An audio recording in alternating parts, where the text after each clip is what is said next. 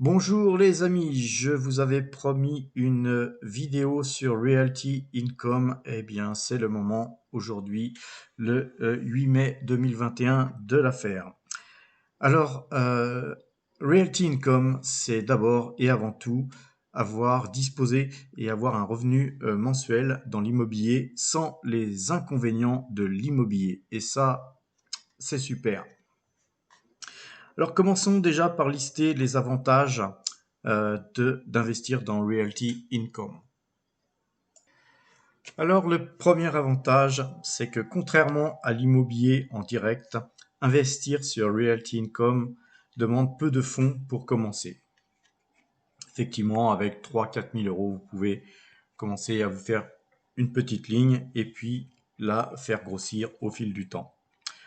Le deuxième avantage, c'est que vous n'avez pas besoin de perdre votre temps à la recherche d'un bien, puisque c'est en fait Realty Income qui s'en charge.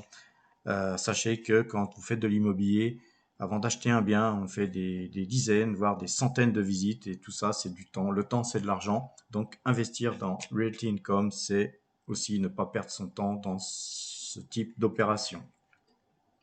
Troisième point intéressant, c'est que pas besoin d'effectuer non plus des demandes de prêt auprès de votre banque et voire vous faire essuyer un refus. Là encore, c'est Realty Income qui se charge de faire des demandes de prêt. D'ailleurs, ils ont une enveloppe annuelle fonction de leur bilan précédent. Et il est certain que Realty Income peut disposer d'une une enveloppe crédit que peu d'entre nous sont capables de disposer. Quatrième point très important, c'est que les locataires de Realty Income sont triés dans le top 1000 des sociétés les plus solides financièrement. Ça élimine tous les problèmes d'impayés et quand bien même il y aurait des problèmes d'impayés, bah, c'est pas toi qui vas t'en charger, c'est encore une fois la société Realty Income qui s'en chargerait.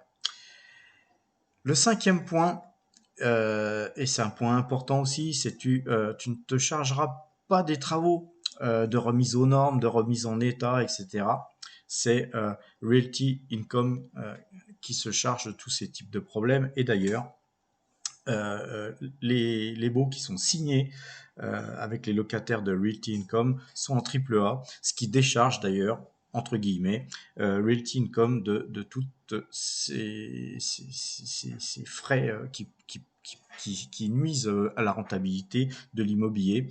Effectivement, Realty Income n'a pas ce problème.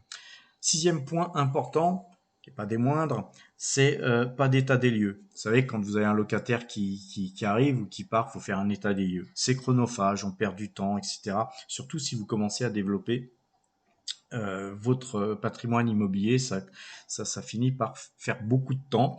Et parfois, l'état des lieux, au départ, il n'est pas forcément identique à ce qu'on pourrait espérer. Et là encore, c'est complètement à Realty Income de s'occuper de ce genre de problématiques et donc ça vous décharge complètement de ce type de problème. Le septième point, et pas des moindres, c'est que Realty Income, en tant que REIT, distribue 83,80 à 84% de ses bénéfices en dividendes mensuels. J'ai bien dit en dividendes mensuels. Tu vas de ce fait recevoir de l'argent tous les mois avec une performance exceptionnelle, puisque ce dividende augmente tous les ans depuis 25 ans. C'est donc une société dite aristocrate. Huitième point important, et ça c'est vraiment très important quand on fait de l'immobilier, parce qu'il n'y a pas seulement que les demandes de crédit, etc. Il y a aussi les frais de notaire. Quand on cherche à acquérir un bien immobilier, qu'on le trouve, qu'on a la chance d'avoir un prêt, etc. Ensuite arrive la signature. Et à la signature, les frais de notaire, c'est souvent, en gros, en moyenne 8%, alors que acheter du Realty Income chez un bon courtier te coûtera à peu près 0,20 à 0,30% de frais d'entrée. Neuvième point, et ça c'est d'une importance, je dirais, capitale à mes yeux, c'est la liquidité. La liquidité de ton patrimoine immobilier, qui peut se récupérer en 2 secondes. Si vraiment tu as besoin de pognon, tu cliques, vends, et ton argent est directement crédité sur ton compte.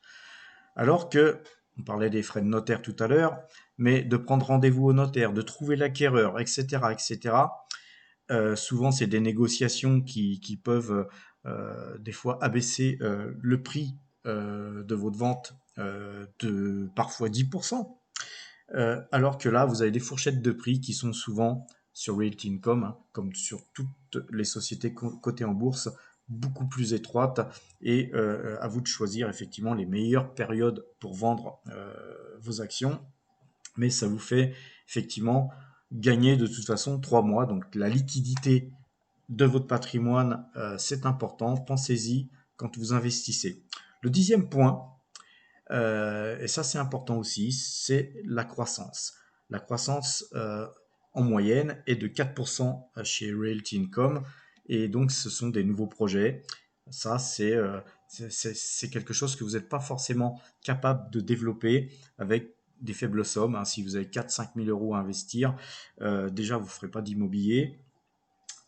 Ou alors avec des risques assez importants. Les banques sont beaucoup plus frileuses aujourd'hui à prêter, hein, donc vous aurez du mal avec 4000 balles à faire un projet.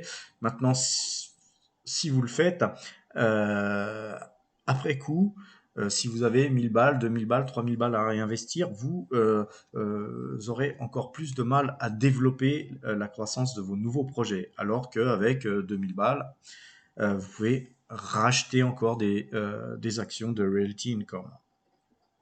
Le 11e point, c'est la solidité de l'entreprise. Realty Income, c'est 18 milliards d'actifs et 8 milliards de passifs.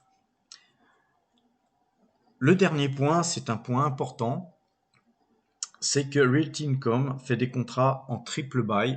J'en parlais tout à l'heure un petit peu et donc j'y reviens.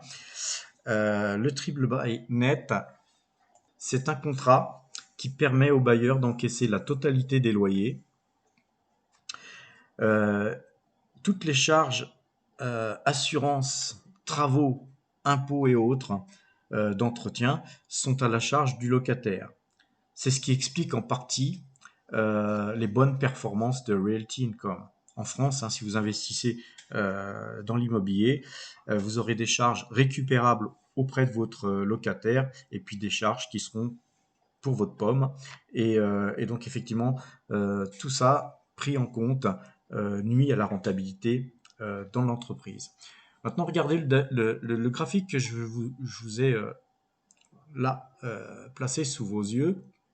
C'est un graphique mensuel, hein. Vous avez des bougies mensuelles et vous voyez que depuis 1997, l'action se négociait en dessous de 10 dollars et aujourd'hui elle est à 68 dollars. Alors on voit qu'elle a aussi des hauts et des bas, cette société, mais elle a beaucoup plus de hauts que de bas, va-t-on dire dans un premier examen du graphique. Et qu'à chaque fois qu'il y a des bas, effectivement, il y a quelques prises de bénéfices, parce qu'effectivement, quand une société monte trop, les prix doivent se réajuster, mais on voit bien qu'il y a une pente haussière, et que quand il y a des crises, comme par exemple en 2008, hein, on voit ici que pendant une bonne année et demie, les cours étaient plutôt orientés à la baisse, mais pas tant que ça, compte tenu de la crise, de l'importance de la crise.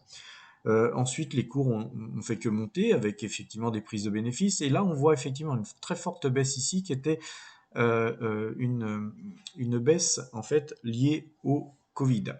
Les investisseurs ont plus ou moins paniqué, on va dire même plus que moins.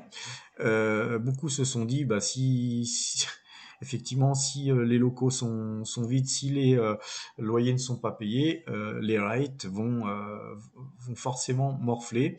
Ce qui n'a pas été le cas pour Realty Income, puisque la qualité des locataires de Realty Income est impressionnante. Pour ce faire, le mieux c'est encore d'aller sur leur site internet. Les principaux locataires sont Walgreens, 7-Eleven, Dollar General, FedEx, Dollar Family, Sainsbury, remise en forme, la remise en forme, les théâtres AMC, les cinémas Régal, Walmart, remise en forme à vie, Couche-Tard, etc., etc. Famille, pharmacie, pardon, CSV et Home Depot. Donc tout ça, c'est des locataires d'une première qualité. D'ailleurs, pendant le Covid, 97% des surfaces locatives étaient louées. Il n'y a pas eu de problème plus que ça au sein des locataires de Walmart. En gros, jamais durant ces 26 ans, le taux de vacances a été au-dessus de 4%. C'est-à-dire qu'on a 96% minimum de surface louée avec des loyers qui rentrent. Mais Realty Income, c'est pas seulement une diversification en fait en termes de clients, c'est aussi une diversification en termes d'industrie. Ça, c'est assez important d'avoir un visu sur toutes les industries qui peuvent être, là, vous les avez affichées devant vos yeux, qui peuvent être incluses dans la diversification du patrimoine immobilier de Realty Income. Ce qu'il faut savoir, c'est que Realty Income est diversifié géographiquement dans tous les États-Unis, Puerto Rico et aussi en Angleterre. Le portefeuille est ainsi constitué. Vous avez dans le retail 83,9% d'occupation. Dans les bureaux, vous avez 3% et dans l'agriculture 1,6%, ce qui est très peu, mais qui augmente d'autant la diversification. Je vous parlais tout à l'heure du taux d'occupation. Et en fait, on voit que les chiffres que je vous ai donnés là sur les graphiques qu'ils nous donnent sont bien encore meilleurs que ce que je vous ai dit, parce que je vous avais donné 4% de taux de vacances, mais 4% c'est uniquement en fait en 2010 que ça a dû arriver. Tout le reste, c'est plutôt entre 1 et 2%, et je dirais même plutôt 1 que 2. Hein. Ce qui est impressionnant à regarder aussi, c'est pas seulement la vacance, c'est que depuis 1992 à aujourd'hui, cette société avait 634 propriétés et qu'aujourd'hui, en 2021, elle en a 6662. Donc vous imaginez ce type de croissance que jamais vous pourrez développer vous-même seul. Donc depuis 1969, cette société a été créée et ensuite cotée en octobre 1994. D'ailleurs, en 2013, cette société a été citée sur Forbes.com étant comme une des plus fiables des compagnies américaines. C'est en 2015 qu'elle rejoint le S&P 500 index et qu'en 2020, elle rejoint le S&P 500 Aristocrat Index. Leur siège est à San Diego en Californie et emploie seulement 210 personnes. Et leur business model, c'est de louer un bâtiment d'une manière indépendante des autres structures dans des lieux ciblés. Et ça, c'est important, surtout à un seul locataire et sur du long terme.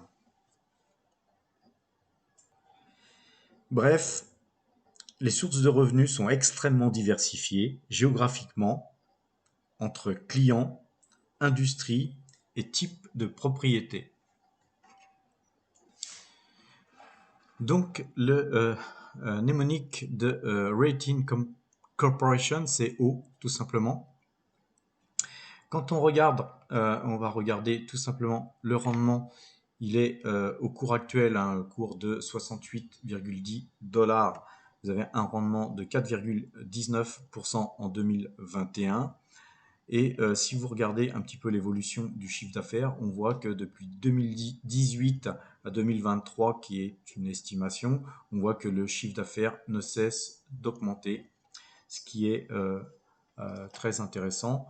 Et on peut regarder aussi que le dividende par action en 2021, il est de 2,85 $, ce qui nous amène à peu près à 0,234 $ par mois. C'est 52 ans de dividendes ininterrompus avec un rendement, on va dire, estimé, comme je l'avais dit tout à l'heure, à 4,19%. Mais étant donné que le dividende est mensuel, donc je ne l'ai pas calculé, mais si vous réinvestissez vos dividendes dans cette même société, voire dans des sociétés qui vous verseraient plus de dividendes, c'est bien plus que 4,19%. Dividende net réajusté, vous devriez être pas loin de plus de 5% de rendement annuel. Alors, comme dans tout investissement dans l'immobilier, il faut aussi un petit peu vérifier l'endettement de cette société. Cette société, on l'a vu tout à l'heure, dispose effectivement de très bons chiffres et on voit que l'endettement net augmente chaque année. Effectivement, ça augmente, mais de nouveaux projets viennent s'additionner aux projets existants et effectivement, ça ne fait que développer les chiffres futurs, hein, les dividendes futurs qui sont, comme je vous l'ai dit, depuis 25 ans, ininterrompus et en toujours augmentation. Pour terminer, en fait, quand on regarde le portefeuille des clients de Realty Income, on voit qu'à peu près 97% du portefeuille est protégé contre le e-commerce par le choix de leurs locataires. Effectivement, le e-commerce, certainement, dans les prochaines années, va nuire à toutes ces sociétés, toutes les REIT, toutes les sociétés immobilières qui sont hors immobilier locatif d'habitation. Effectivement, si le commerce en ligne explose au dépit des commerçants, effectivement, les gens qui louent aux commerçants risquent de perdre pas mal de loyers. Ce qui est intéressant de voir, c'est que la croissance du chiffre d'affaires, en fait, est extrêmement importante, puisque en 2005, ils étaient à 1,65 milliard et que en 2020, ils sont à 1,9 milliard. Alors, la croissance du capital aussi, ça c'est important, le capital immobilier. En 2016, la société affichait un capital immobilier de un peu plus de 11 milliards de dollars et en 2020, 17 milliards de dollars. Donc on voit une croissance partout et notamment du dividende. Et d'ailleurs, la société Realty Income l'affiche sur son site Realty Income, The Monthly Dividend Company. Donc en fait, ils en ont fait leur fer de lance, c'est leur marque de fabrique et donc je pense qu'on peut compter encore sur eux assez longtemps pour distribuer du dividende en augmentation chaque année. Voilà, je vous ai donné un petit peu mon avis sur cette société que je détiens en portefeuille, que je fais régulièrement progresser en termes de pourcentage de mes actifs. C'est une société dans laquelle je crois et je pense vous avoir tout dit, tout du moins, je vous ai dit tout ce que j'en savais. Voilà, donc je vous souhaite un bon week-end et à très bientôt.